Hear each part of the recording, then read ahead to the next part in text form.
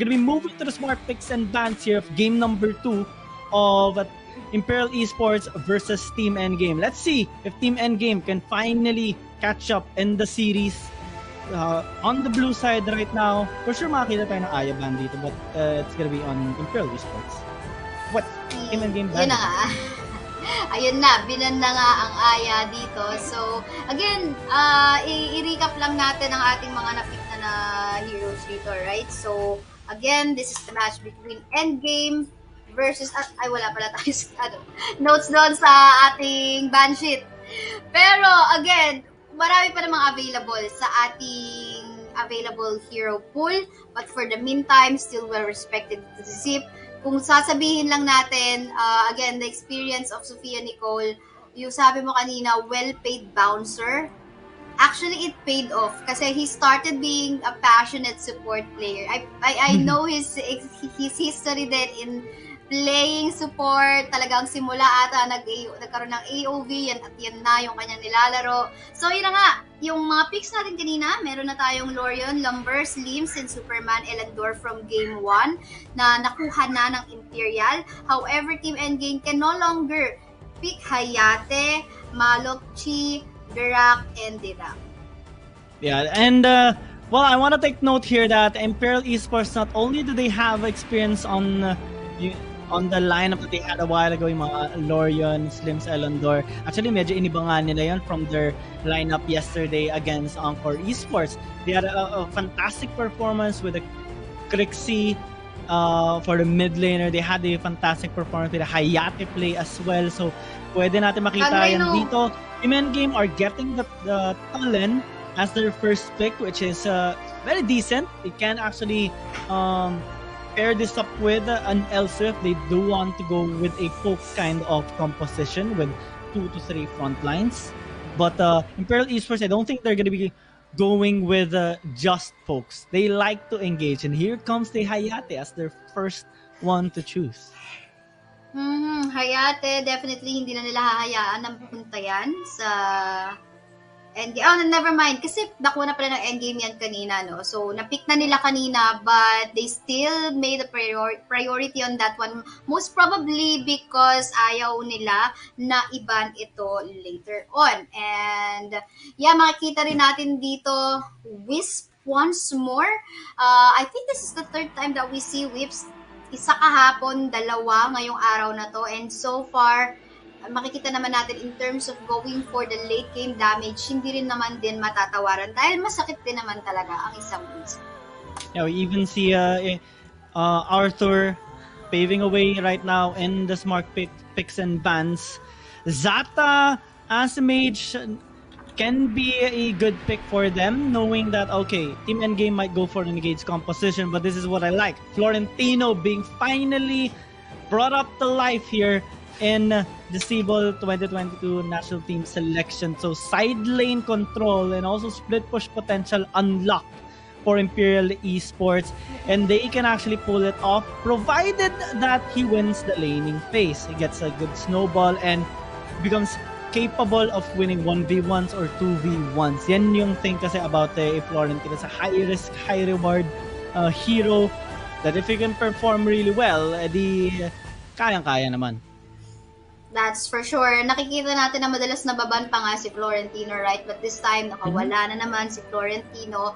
It's gonna be tricky then for Wisp to actually save herself, especially if nag-ascend dito si Zata out of nowhere. Maybe even the ultimate coming up from the Hayate. Especially, ang dami kasing pwede mag-flank. Even the Florentino can also flank. And we'll have to find out sino yung support na ilalagay dito ng endgame para sa kanila Wisp. Ikaw ba may mga suggestion ko dito? Wala ng zip eh. Wala ng zip. Binan nila. Sila mismo nag-ban.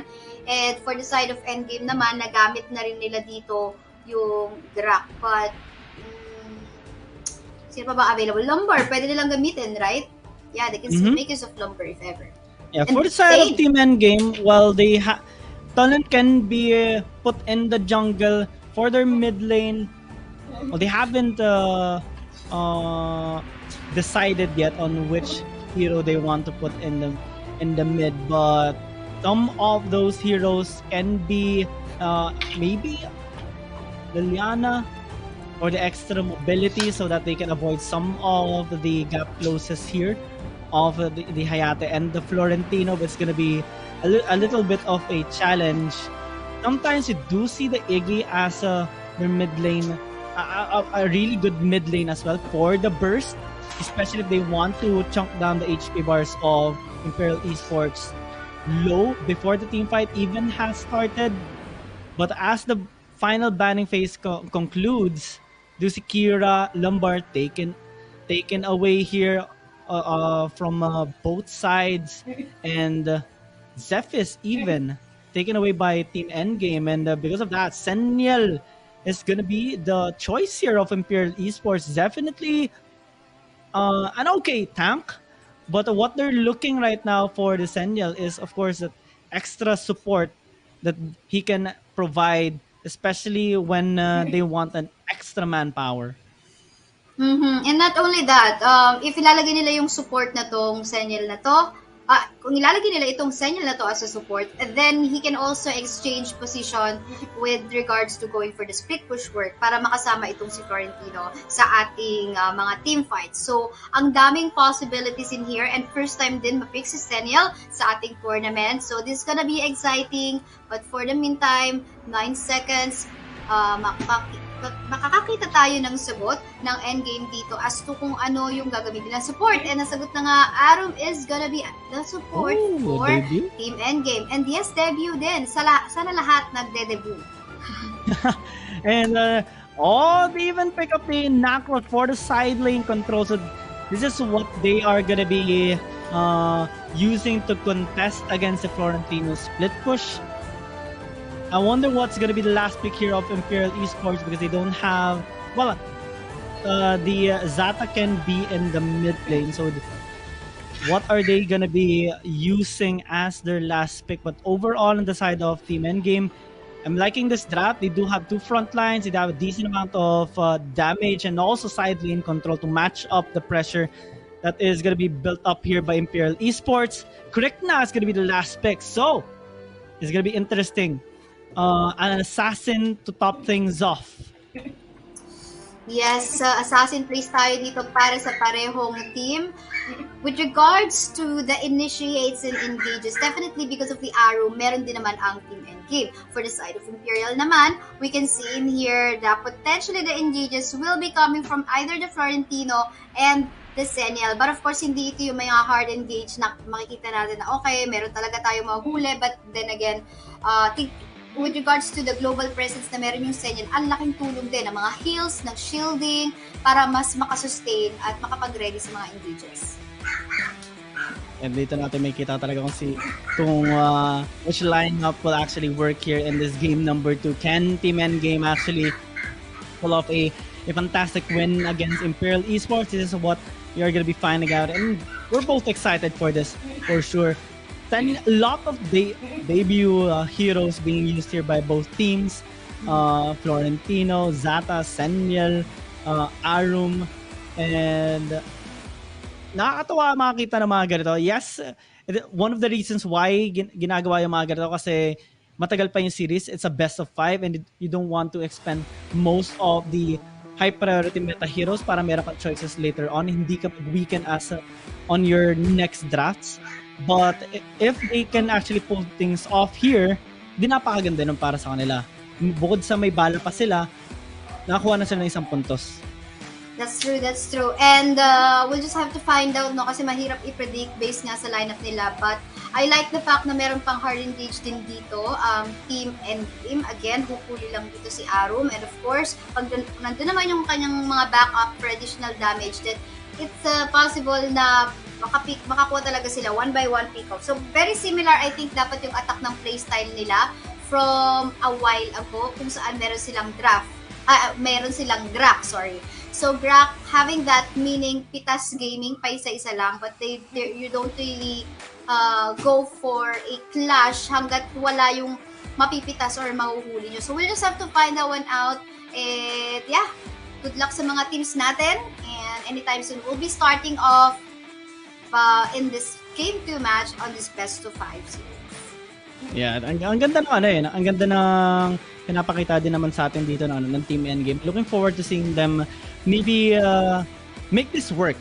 Kasi ang ganda ng mga picks sila. Nakrot, we already saw a Nakrot a while ago with Kalasag against Valiant Warriors in their game number 2. And dito, maybe they have learned from it and they want to apply it in their second game against Imperial Esports. They have a decent amount of late game, good amount of burst, a good frontline, dalawa pa yon. So pwede sila makipagpalagbagan dito sa Imperial Esports. Ang nakakatakot lang, yung early game snowball capacity ng Imperial Esports since they have the Florentino, the Cricknack, and maganda sila on small skirmishes since they do have the Seniel. Yeah, makikita natin ang ikot ng ating mga manlalaro ngayon from the side of Imperial Esports. This time, we don't see a switch lane para sa side ng Imperial Esports. So, nakipag-mind game sila ngayon. They let the Wisp to be there all alone with the Florentino. So, wow, this is a new trick. Ito yung mga mind games talaga. Now, the question is, anong magiging decision dito ng Team Endgame? Are they gonna go for a switch lane right after the Spirit Sentinel? Because I feel like the reason why hinayaan ng Imperial Esports na okay, huwag na tayo mag-switch lane para sa ating game 2 dahil kaya naman ni Florentino i-manage yan, yung mag-isang Wisp na yan. And because hindi naman ganun din ka-early or ka-fast, kabilis mag-clear itong si Wisp. So, we'll find out. Yeah, Team Endgame looking for some picks actually. Right now, they're gonna be spotting out cross-score and they might actually get the kill. Flicker out of the harm's way. And he's gonna be safe for the meantime. Yan yung nakakatakot kasi talaga pag early game comp and also nag-group up dito yung Team Endgame. They can go for those picks consistently, but they have to watch out because here comes Down 9 with Sophia Nicole nearly blows up Dana here. And he's gonna be even dive under the tower with cross-score, but actually be exchanging his life in the process, but not without a fight. He goes down, but so does the other members of Team Endgame. Insane with a kill on cross-score, but on that exchange, 3 for 1. That is worth it for Imperial Esports. Napakagandang sagutan ng parehong teams natin dito. Hindi kala natin kanina kung sa kanino ba nakita kung kanino ba talaga napunta yung Imperial, yung Spirit Sentinel from a while ago. But let's take a look at the recap ng ating plays. Nakita natin si Zata pumasok with his Ascend in here trying to kill off that Dina Ligo. But yun nga lang, naabangan siya dito nila Inzane as well as the rest of the members of Team Endgame. Pero sabi ng Imperial Esports, handa rin naman kami, ready din naman kami. So may backup. Andito si Will, Kwek stays safe with his lane na lang din naman. And because of that, we've seen na nakapwesto sa Dragon itong Imperial Esports. Imperial Esports struggling right now. I mean, Imperial Esports making Team Endgame struggle rather in their draft that they have made. And if this continues, Imperial Esports are gonna get the upper hand once again, just like in game number 1. And as we see them going across the map, Sophia Nicole, talagang a really well-paid bouncer, is getting vision, might even choose to dive in the top lane as they do para Pathfinder instead. Medyo delikado lang kasi pwedeng set up ito. Here comes the suppression and they do find Ode. That's a 1-for-1 trade, but Team Endgame are not done just yet. Talagang medyo nakakatakot kasi Imperial Esports pala yung mas papalag. And wait, is just gonna disengage for them man. They're changing their mind. Kukunin na lang nila dito yung Dark Slayer. But instead tayo tapos, ito na nga, makbakan ulit tayo. Yeah, Sophia Nicole gets caught out. Might actually be able to survive one more hit and he does fall. They get both objectives, but in exchange for a kill, Team Endgame, I think they're gonna be at least a little bit happy with that. For sure. Gusto ko lang balikan yung ating early game kanina, no? Nakita lang natin dito, medyo nabawas-bawasan ang buhay ng ilang miyembro ng side ng Imperial Esports. But yeah, going back to sa ating early game, pero teka, paawat muna tayo dahil si Will dito gustong mag-poke here and there. So yeah, going back sa ating early game, napansin ko lang na si Pathfinder pala, hindi pala niya sinamahan doon, si Ultra Say kanina sa taas ng mapa. He could have gotten that Spirit Sentinel or mas mapapadali siguro yung buhay nitong si Ultra Say kung sinamahan pa rin niya. Kasi kung mapapansin natin, yes, Valentino yung nasa taas kanina, di ba?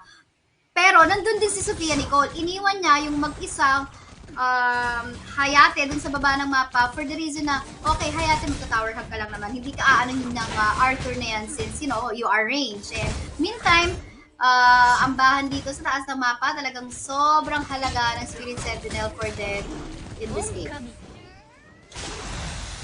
That's another engager in the top lane. Look at the Kunai Blitz. Grabe, wrecking them all. And ito yung hassle kapag nabigay mo yung momentum sa Imperial Esports. They're not gonna be letting go of that for sure. There's gonna be trying to push out the mid lane, but here comes si Arthur and Zane spinning to winning, but it won't get any damage done on the members of Imperial Esports. So far, all objectives nakukuha nila dito, and this time it's not gonna be contested at all. Team Endgame hesitating right now, and it's not looking good for them. Definitely not looking good, but meantime, ang bahan sa gitna ng mapa, natin kung may mangyayari dito, and meron nga din naligo na mula sa mapa. Sen, Rascor with the figure out. Yeah, it's gonna be able to escape, especially with Sofia Nicole helping her out, but ito lang yung ito lang yung thing. Team Endgame, despite the struggle here, they can still scale up. Andyan yung Talon, andyan yung Wisp, and also the Nakrot that is going to be able to split push later on. But down 9, making some isolated kills, spotting out in Zane in the bot side. And while this is happening, as the next objective is going to spawn up in 30 seconds, Imperial Esports are making sure they are on a better stepping ground in the top lane when they do find a kill here or maybe take out this turret. Meantime daw, habang nakikita natin dito na nagkukumpulan sa taas ng mapa ang mga miyembro ng Imperial at Team Endgame, eto na nga si Kwek, binenta ang sarili. Masarap daw kainin, sabi ni Imperial Esports. Yeah, and even the blue buff will get taken. Dana is dead. That's 2 members down. Team Endgame, these two have to fall back. They have to give the tower, but they're trying to defend it as best as they could. It's not really that much worth it, is it? Because Sofia Nicole is just going to be zoning them, stopping their recalls. And Ultra Zay is just going to be the last member alive. Shuriken Toss might actually get that kill, but Sofia Nicole says, nope, give me a kill for once. At yun na nga, binigyan na nga itong si Sofia Nicole. But with that space create, nakakuha ng isang correct pa ang Imperial Esports sa taas ng mapa. Pero hindi pa na po napagpakan dito sa gitna ng mapa natin. Nako, Gia, ano nangyayari? Yeah, Kwek nearly blows up one as we will actually survives with a sliver of health, but Imperial Esports will secure this 4th objective of the game already. Team Endgame experiencing a nightmare as they are on a 5,000, almost a 6,000 gold deficit. Holy Dragon gonna be the next one, but I don't think they are gonna be able to take that, as Imperial Esports are already starting this Infinite Slayer while Sofia Nicole is zoning them away. Ultra Zay, though, is dealing a bit of damage, and they are going to be contesting this. And Sane now going towards the backside of Imperial Esports. Who's going to get this? It's going to be Ultra Zay with a steal, and Imperial Esports are falling back, but not without a kill. They lost down 9, but they took 2 in exchange. That is a little bit worth it, though, on the side of Team Endgame, since they have stolen that Infinite Slayer. Shock and awe, definitely putting a help in that still. Napakaganda dito ng nagawa ni Ultra Say. Actually, gonna comment what Pathfinder did as well. Talagang tinatry niya yung best mag-front. Pero kasi alam natin medyo nahihirapan siya. Kasi nga, kumpara sa dami ng items na meron dito, ang team Imperial Esports mas lugi itong si Arum. So 3.8, she is just sitting on a 3.9k gold. Tignan mo naman dito in comparison na meron dito sa 6k, 7k na meron sa kamay ng Imperial Esports. But this time though, iti-take advantage ng game, yung paglapag dito ng Slayer sa gitna ng mapa while they go for an attempt sana na pumunta sa Holy Dragon, but quite late for about few seconds. So hopefully though, hindi masayang ang Slayer na nilabag nila dito sa mid. They really need to get a turret out of this. Yeah, they are gonna be attempting, but it's not gonna be successful. No turrets at all. Only that stolen Infinite Slayer. But Imperial Esports are just messing with them right now with a 1-3-1 formation. A split push into the top lane. Sofianico does have the ultimate, so he can escape anytime that he wants. He is also very beefy. Ultraze is gonna take an R before he gets that kill on the Sentinel, while Team Endgame already lost one member. Insane on the bot lane, trying to defend their tier 2, but it's still gonna fall down. Imperial Esports, everywhere across the map, they're getting everything. But Dina will spot out one, gets spotted instead, gets blows up by down 9. Do not mess with us, says he, and he gets another one as he finds Ultraze on the top side jungle. Sobrang hirap na talaga ito para sa Team Endgame.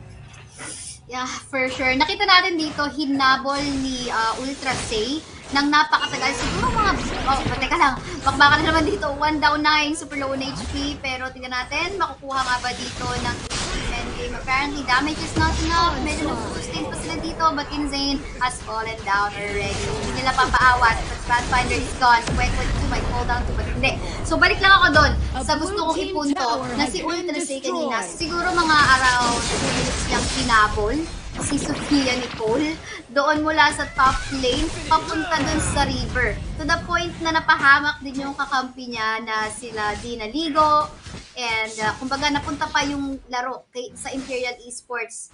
And I think hindi kasi sulit nahabulin si Sofia Nicole or buhusan mo ng sobrang daming damage. Unless maybe nandyan si Pathfinder para hulihin muna, para isnare muna yung specific target. And of course, hindi siya magandang first target. Hindi talaga. Imperial Esports, mamamaw na lang sila ngayon Looking at the score, looking at the goal, looking at everything. Well, everything is in Imperial Esports' hands as of the moment. They're just waiting for their Infinite Slayer pushing in the mid, and also even looking for picks. They're trying to bait out Endgame for them to lose another team fight bago sila kumuha ng Infinite Slayer. Kasi siyempre binibigyan din nila ng proper respect dito yung Team Endgame, knowing that they have stolen the other Infinite Slayer a while ago. Ayaw nila magbigay na ng kahit ano pa kasi kahit pa paano, pwede pa naman makabawi dito yung Team Endgame, and if they do, it will be unfortunate for Imperial Esports. That's so true. But look at this position na meron ng Imperial Esports ngayon. Nalaman nila na, okay, sige, nagsibabaan sila dito. Talaga na, kuhain na natin. I don't think na makakakuha sila ng space dito unless may milagro na pinabalong ka ng crucial steal na the AoV did. Samba para kay Pathfinder, not allowing Imperial Esports to potentially end the game. And ito na nga, nagkaroon na tayo ng confusion ng role dito. Talagang binagis natin, no? Loko, hindi na nga nakatakas dito. May snare kaya? May available bang snare? Apparently, yes, meron, but they're not gonna be making use of it dahil sabi nila, patatagalin pa namin ang laro. Yeah, this game won't end that easily, says Team Endgame. They stolen yet another Infinite Slayer, and this time they're going for the Holy Dragon. This is surprising Imperial Esports, knowing that they do have the upper hand, but things are slipping out of their way. Medicine Gadito, that's a knockback onto the Hayate, but they do get a kill. Will is down though, so this is a 3 versus 4 situation at down 9. In trouble, not gonna be able to escape, has the second life, it might die a second time. They're trying to retaliate, but it's not enough. And Team Endgame fighting back, and this fight back is getting successful. Nakakataas ng balahibo. The flickers, the dashes na pinakita ni Ultrasay dito is just so amazing. Pinapanalo ngayon ng ating duo laners, Pathfinder and Ultrasay, itong larong to, and they're trying to make a comeback. And pinag-uusapan natin dito, 15-minute game time na, kung saan sobrang katina nitong si Wisp. And of course, in terms of survivability, meron din siya. But for the meantime, kalma-kalma muna. They're gonna be taking advantage of what they currently have so far in the game. A red team tower sobrang has nalaki been destroyed. ng kalamangan talaga na dito ng Imperial Esports. Pero, tinan mo, after a while, things on the side of the Team Endgame has caught up. And grabe talaga yung kung gaano sila ka-decidido maka-comeback sa game. We talked about their late game potential. This is it. We're already towards mid to late game. We're already getting their items, and Imperial Esports are the ones starting to struggle. They're going with their 1-3-1 strategy again, but it's not really that much working since Team Endgame can just close the distance. They're the ones who can threaten the Dark Lord Slayer this time, which is really threatening because it can end games. It can allow a team to be able to bash the base of their enemy team. Oh, and there's now a snare. they're bashing the face of Oni after they spotted him now. That's a fantastic kill already, and they're looking for more. Will is trying to be a target boy, but it's not really that much. They do get 2 kills though, and Team Endgame suddenly are surprised with the damage coming in here from Imperial Esports, especially from down 9. And Crosscore, and the only member alive, Quick. He is also just trying to make an outplay, trying to get this kill. He won't get the kill onto down 9, and this just might be the game. Long death timers, 20 seconds before Insane and Dina responds. Man, sa totoo lang, ay sanang panalo ng Team Endgame eh.